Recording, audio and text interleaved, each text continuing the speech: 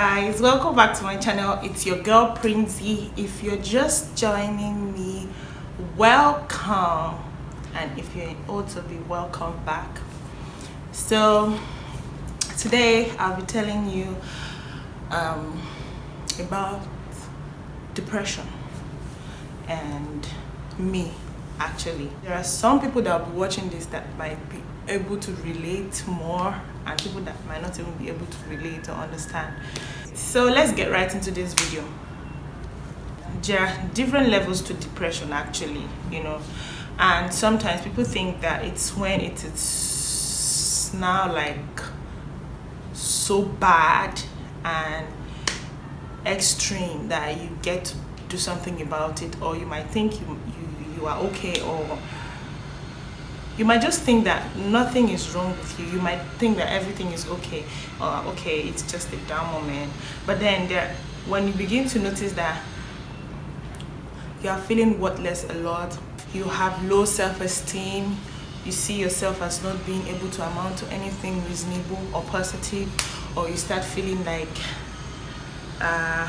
you weren't even supposed to be born, or stuff like that, my dear, watch it, because you might actually be going through depression and you would know it. Like I said in my last video, I come from a pastor's family and I have a very strong Christian background, and my parents, my uncles and my aunties are strong Christians, and in fact most of them are pastors too. Because of that, so many times we tend to see a lot of things as spiritual and not practical, and then it had some level of effect on me. I'll tell you why. As a child, I looked like a boy a lot, I wasn't like this. I'm not trying to say, okay, I'm so pretty or whatever, no. But I just know that I look better now than when I was younger, obviously, probably because I'm growing. But then growing up, I was mocked a lot because I had a very big head. In fact, I still have a very big head. It's just that I've grown into it or something like that. I looked like a boy. Obviously, my ears are not pierced. I was on low cut, and my father usually scrapes my hair. Scrapes, emphasis on the word scrape. Sometimes when I'm going to school, or I wear my clothes and they look at me and they'll be like, are you a boy or a girl? Why are your ears not pierced? Why do why are they cutting? Why are your parents cutting your hair like this? Your hair is too big. So many things. They would mock me in school, and then to make matters worse, I had ringworm, like really big ringworm on my head. Hey, Jesus! I had really big ringworm on my head, and I got it out of stubbornness. When I finally got that ringworm, I started, trying to, keep me away from my other siblings, because then we were 4 of us, 3 boys and a girl. So they were like, I started eating differently, it was just different. I was having my bath on my own, they would have the bath on their own. It was just obvious, and sometimes I was sulk, I couldn't play, I couldn't feel free. I felt like I was different, I was not up to standard. And my cousins, they didn't help matters at all. I remember one time, one of my cousins, we came for a family meeting, we were having a family meeting, so as kids we were playing. So I came to join them, and he pushed me, and I fell down from the staircase, like I was falling like this, from the top floor down to the last of that stairs. I fell down like that because he was trying to push me. They were like, stay away, and I was still coming back, and I cried that day. So from that time on, I started feeling like I was not welcomed, or I was not good enough to be around people, and I started growing up like that. I didn't even know that it had that level of effect on me. After primary school, I went into secondary. Each time I come back to school, they would, we used to use the scarf. They would drag out my scarf to see what I looked like, and they would laugh and laugh. My classmates would laugh, and all of that. And it used to weigh me down. Obviously, they were having fun, and they didn't know what all of that was doing. But somehow I grew into that. I started feeling when something nice happens to me or people come close to me, it will now look like it's not normal. Like, this is not how it's supposed to be. And then after secondary school, there was this incident of, this is not okay. There was an armed robbery attack in my school. My mom used to be a teacher there, so I was in a place, and robbers came, and I had this very bad experience of being almost raped, but not raped. I thank God for saving me that night, because that experience is not something that I can wish anyone on this earth. It's not something somebody should go or somebody should experience, So that thing affected me so badly. It messed up my psychological state. And I didn't even know, honestly. Like I said, I didn't know all this time, and it happened. It continued like that. Sometimes my parents would send me on an errand, and I just go blank. I'll just that thing would just splash in my face, or it was just, I don't even know how to explain, and I won't even remember what was said. And my parents would be like, "What is wrong with you? Are you having memory loss? Are you not hearing?" They didn't understand the effect, because obviously we thanked God that their plans did not work.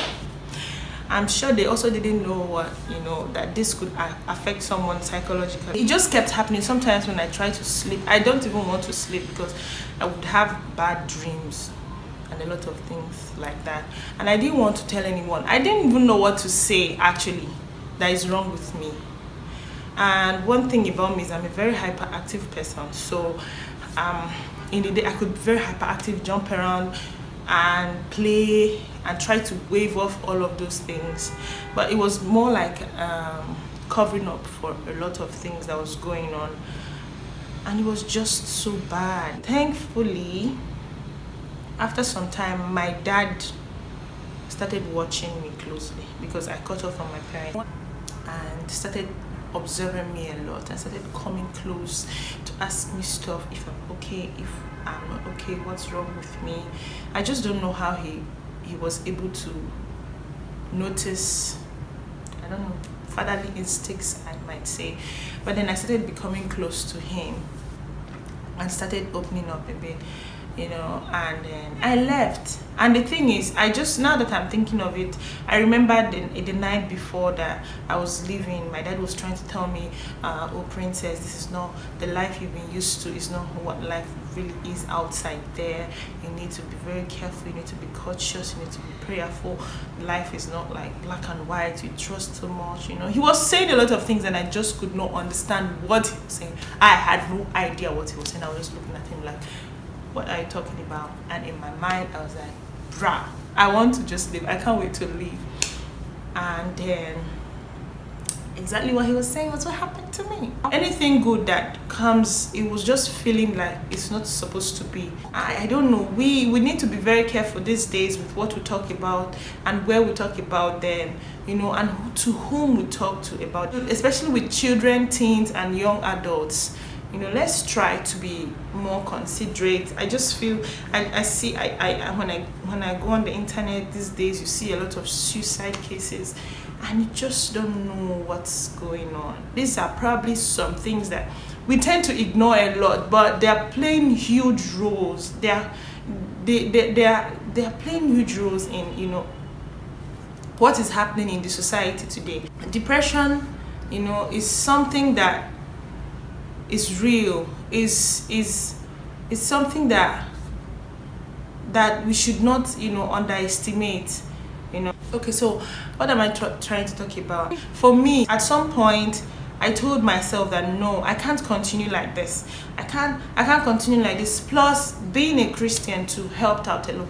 I knew that I would pray and tell God that I know that the thoughts He has for me are thoughts of good and a lot of evil to give me an expected end, I would pray and tell God that I was made in your image after your likeness. So I'm supposed to be, associated with good things and not bad things. I'm not supposed to feel less of a human. I'm not supposed to feel unworthy.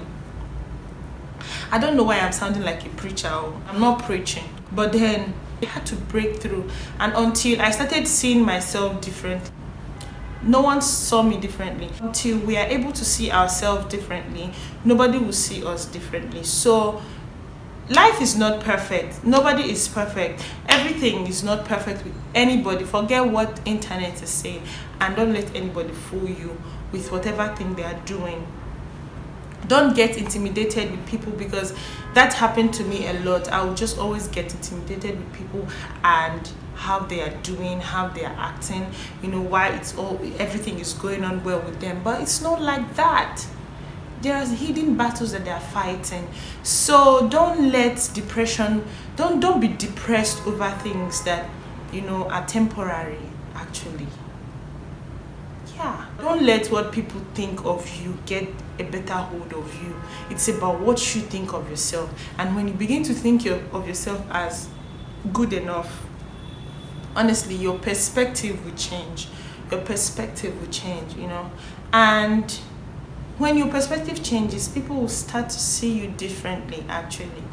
People will start, the person sitting in front of you here, there have been a lot of times that, I've heard stuff about me that shocked me, and it came from people that I know. And I'm sure it's relatable. A lot of people have gone through this phase. But what we should not allow to happen is letting that, get to us. Letting what other people think define us. I have seen people in some kind of way that they were not really like that, and then at the end I just got to know them better, and that perspective changed. Now, if they had allowed whatever thing that happened to them or that's been spoken about them get to them, probably they won't even be who they really are. So don't allow what people are saying. Don't allow the thoughts of suicide to overcome you. If you think you can't handle it, look for someone to talk to. For me, I think the person I can talk to is my father, about a lot of things, and my father has the time to listen to me. I'm so lucky. And even if it's not your father, it could be your elder sister, it could be your younger sister, it could be anybody, cousin, relative, teacher, your mentor. You can even see a therapist, Yeah, so whatever works for you. But then let's not allow depression to get a better hold of us, because that thing is powerful. There are some, it has different levels. There are some that are crazy, but then it doesn't rule out the fact that it exists, no matter how small it might seem. And it's not everything that is spiritual. Let me rephrase that. It's not everything that happens to us that we should see as spiritual attacks. It's not always spiritual attack. Coming from the kind of family I came from, it was always seen that way.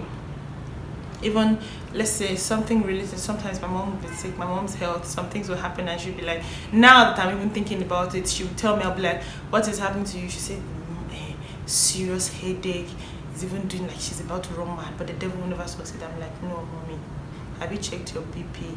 Are you sure you're not having low BP? There are so many things that are normal that are just medically related. It's not always people that are wanting to attack you. So let's try to widen our knowledge. Let's try to know better. I'm making this video because I know it's not everyone that is in the medical field, and being in the medical field has opened my eyes and my mind a bit, to a lot of things, especially about depression. So let's not think that there is someone out there who is having it all together. A lot of people are packaging a lot of things, packaging their problems and all of that, and let's just hope and be nice people. Let's be nice. I feel like if everyone in the society decides to be empathic and decides to be kind with their words, actions, this world will be a better place. There will even be natural cure to a lot of things, and the rate of suicide will really reduce. It will really reduce. I thank God for helping me realize a lot of things, and realizing them on time or not too late. So guys, I don't know if I've made sense with all I've been saying. I've just been talking and ranting. I hope you get to understand one or two things. And to you out there who's probably feeling low, I just want you to know that you are good enough and you are beautiful. You are wonderfully made.